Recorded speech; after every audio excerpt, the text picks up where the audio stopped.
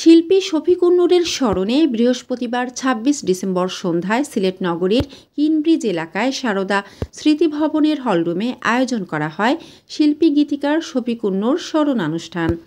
অনুষ্ঠানটি নাট্যকার ও নাট্য নির্দেশক হুমায়ুন কবির জুয়েলের উপস্থাপনায় সুমন কুমার দাসের সংকলিত ও সম্পাদিত গ্রন্থ শফিকুন্নুর সমগ্র মোড়ক উন্মোচন করেন।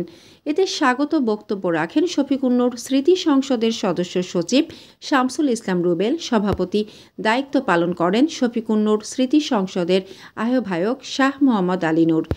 প্রধান অতিথি হিসেবে উপস্থিত ছিলেন সিলেট সিটি কর্পোরেশনের সাবেক মেয়র আরিফুল হক চৌধুরী সহ আরও অনেক বিজ্ঞজন।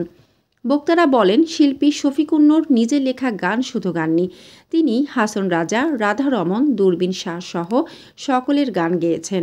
তিনি একজন ব্যতিক্রমী শিল্পী ছিলেন। তার কণ্ঠের জাদুতে গানে তৃপ্তি পাওয়া যেত।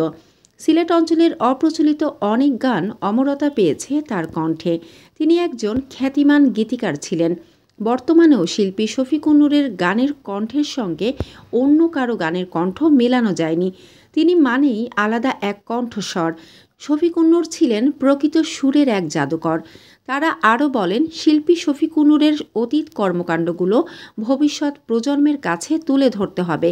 রাষ্ট্রীয়ভাবে মূল্যায়ন করা দরকার। তার সৃষ্ট কর্মগুলো প্রচার করতে হবে।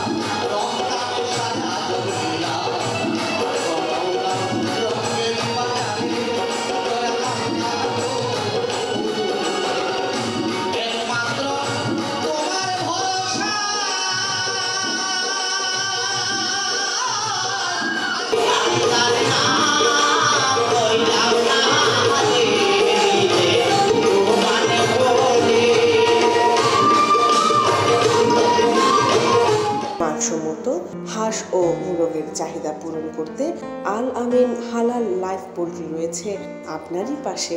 আমরা হাঁস, মোরগ, কবুতর, কোয়েল, টার্কি ও খরগোশ পাইকারি মূল্যে বিক্রয় করি।